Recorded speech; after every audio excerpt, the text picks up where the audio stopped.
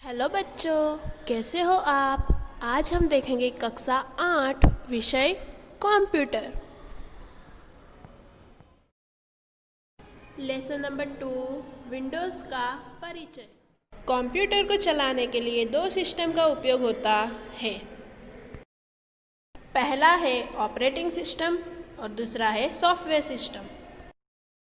बच्चों, operating system से computer operate होता है, यानी कि स्टार्ट होता है। यदि आपके कंप्यूटर में ऑपरेटिंग सिस्टम नहीं है तो कंप्यूटर स्टार्ट ही नहीं होगा, आप उसको ऑन ही नहीं कर पाओगे। बच्चों, अगर कंप्यूटर स्टार्ट नहीं होगा तो आप अपना कार्य किस प्रकार करोगे। इसीलिए कंप्यूटर को चलाने के लिए ऑपरेटिंग सिस्टम ज़रूरी है। सेकंड हमें दिया हुआ है सॉफ्टवेयर सिस्टम।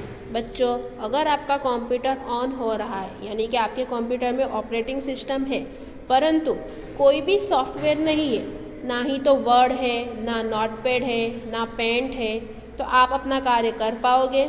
नहीं कर पाओगे। इसलिए आपके कंप्यूटर में सॉफ्टवेयर सिस्टम का होना भी ज़रूरी है।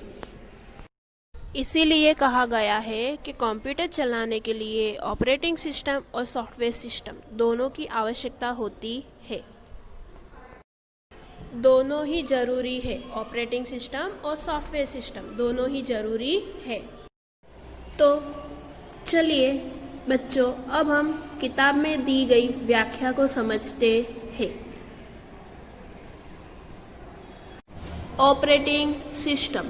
ऑपरेटिंग सिस्टम प्रोग्राम की एक श्रृंखला होती है जिसका उपयोग कंप्यूटर को चलाने के लिए किया जाता है। जैसे कि अभी हमने आगे देखा था, कंप्यूटर को चलाने के लिए ऑपरेटिंग सिस्टम की आवश्यकता होती है।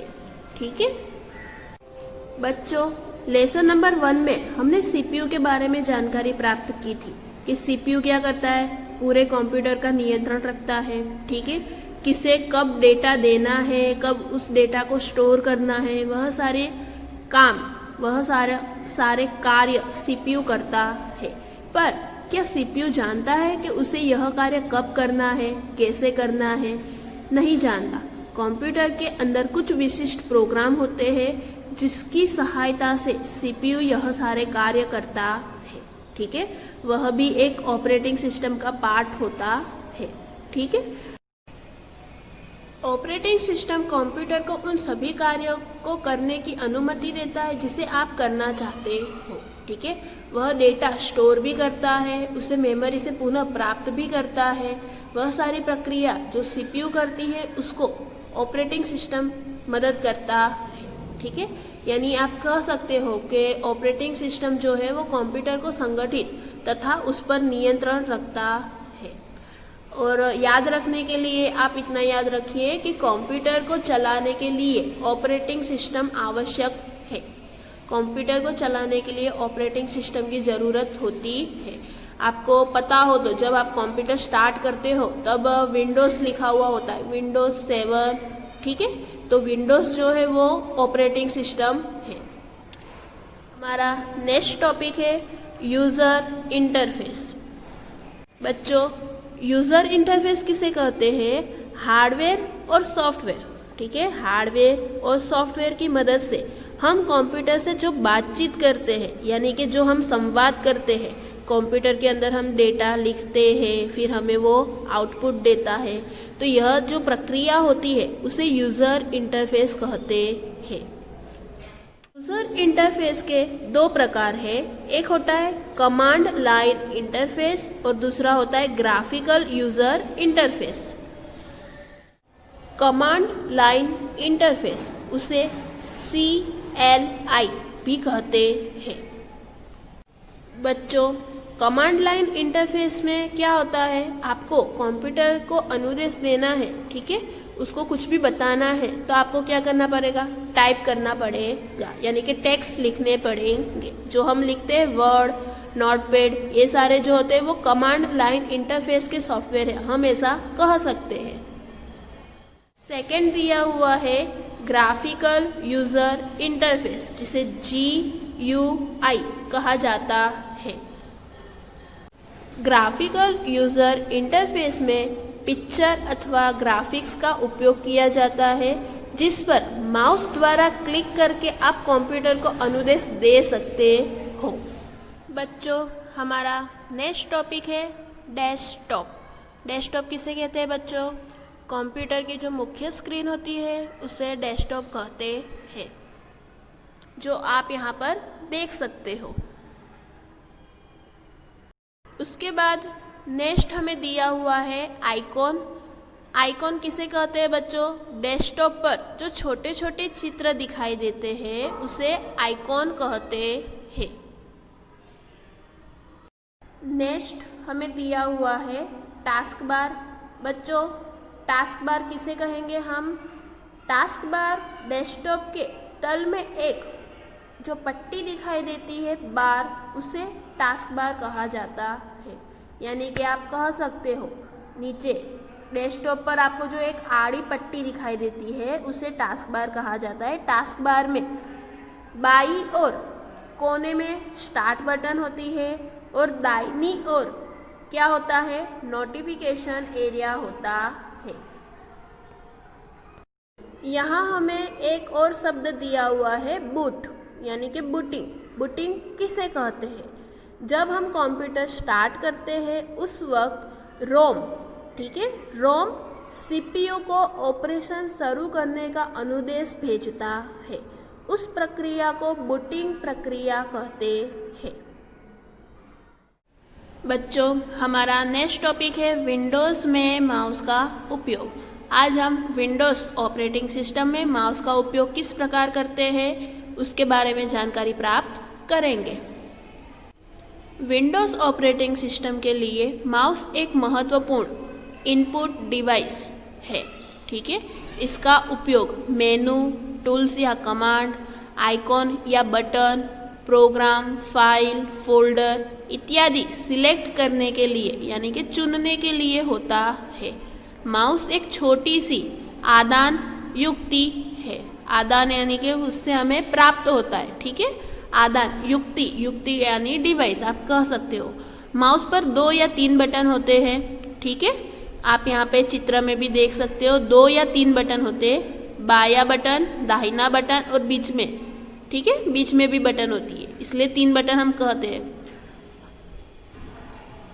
इसका उपयोग किसी मेनू के आइटम सिलेक्ट करने अथवा स्क्रीन पर कोई स्थिति दर्शाने के लिए किया जाता है। स्क्रीन, आपकी जो मॉनिटर स्क्रीन है उसके ऊपर आपको कोई स्थिति देखनी है तो आप माउस के मदद से देख सकते हो।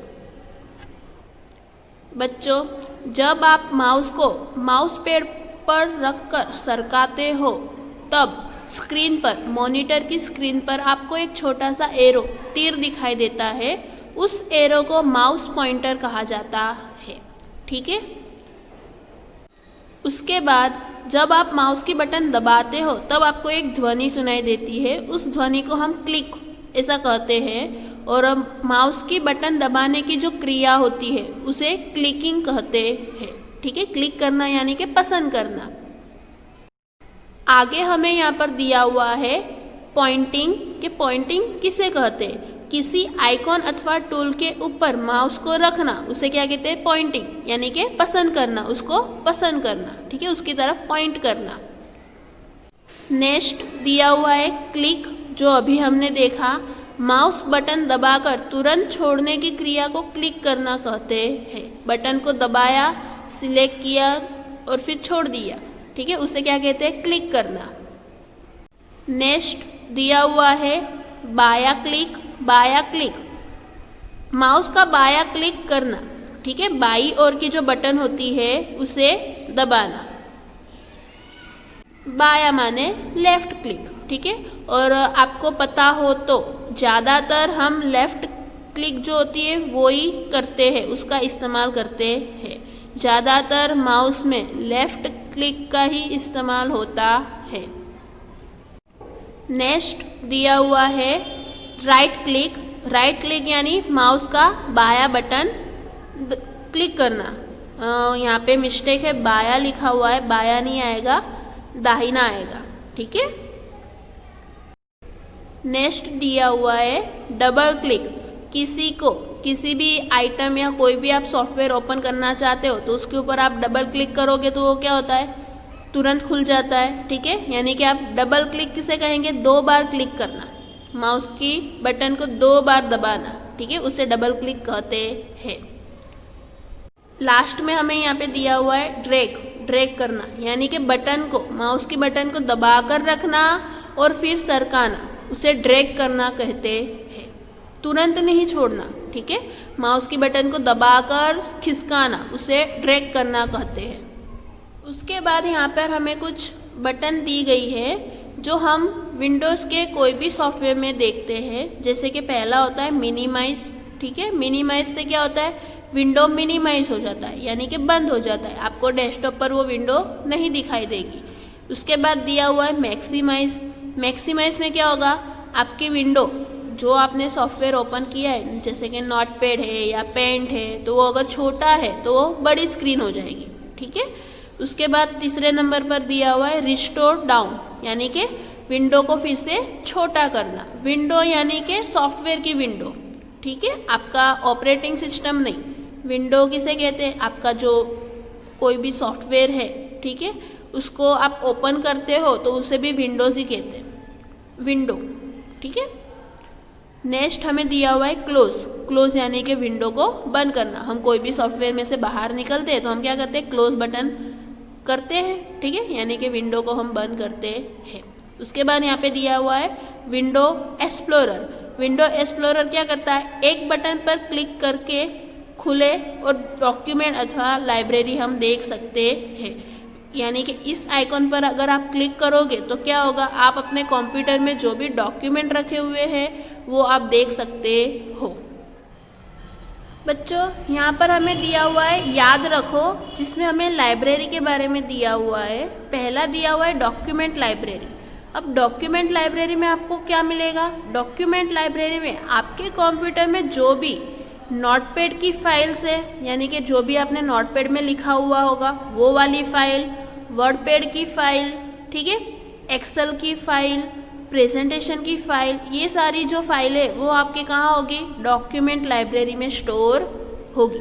ठीक है, उसके बाद दूसरे क्रम पर दिया हुआ है पिक्चर लाइब्रेरी। पिक्चर लाइब्रेरी में आपके कंप्यूटर में आपने पेंट के अंदर जो भी चित्र बनाए हैं वो सारे चित्र पिक्चर्स लाइब्रेरी में स्टोर होते हैं। ठीक है, उसके अलावा अगर आपने अपना मोबाइल फ़ोन या आपका जो कैमरा है, ठीक है, वो आपने अटैच किया है कंप्यूटर के साथ, तो वो सारे फ़ोटोज़ भी आप पिक्चर लाइब्रेरी में देख सकते हो। यानी कि इन शॉर्ट आप ऐसा कह सकते हो कि पिक्चर लाइब्रेरी में हम फ़ोटो रख सकते हैं। ठीक है, फ़ोटो रख सकते हैं, उसके अलावा स्कैन किया हुआ जो भी डॉक्यूमेंट होता है वो रख सकते हैं, उसके अलावा इमेज रख सकते हैं, और हम जो भी चित्र बनाते हैं वो भी हम किस में स्टोर कर सकते हैं, पिक्चर लाइब्रेरी में स्टोर कर सकते हैं। तीसरे क्रम पर हमें दिया हुआ है म्यूजिक लाइब्रेरी। अब म्यूजिक लाइब्रेरी में आपके कंप्यूटर में जो भी गाने हैं वो आप इसमें रख सकते हो। ठीक है, और डॉक्यूमेंट लाइब्रेरी को माई डॉक्यूमेंट भी कहा जाता है। ठीक है, कई बार कंप्यूटर में डॉक्यूमेंट लाइब्रेरी माई डॉक्यूमेंट से लिखा हुआ हमें मिलता है। वैसे ही पिक्चर लाइब्रेरी जो है वो माई पिक्चर्स लिखा हुआ मिलता है, और आप नाम भी चेंज कर सकते हो। ठीक है, अगर पिक्चर लाइब्रेरी है तो आप माई पिक्चर्स नाम भी आप बदल सकते हो, और म्यूज़िक लाइब्रेरी जो है वो माई म्यूज़िक लिखा हुआ होता है। इस वीडियो को कम से कम 2 से 3 बार ज़रूर देखें। अगर आपको मेरी वीडियो अच्छी लगी हो तो आप इसे लाइक, सब्सक्राइब और शेयर करना न भूलें। Thank you.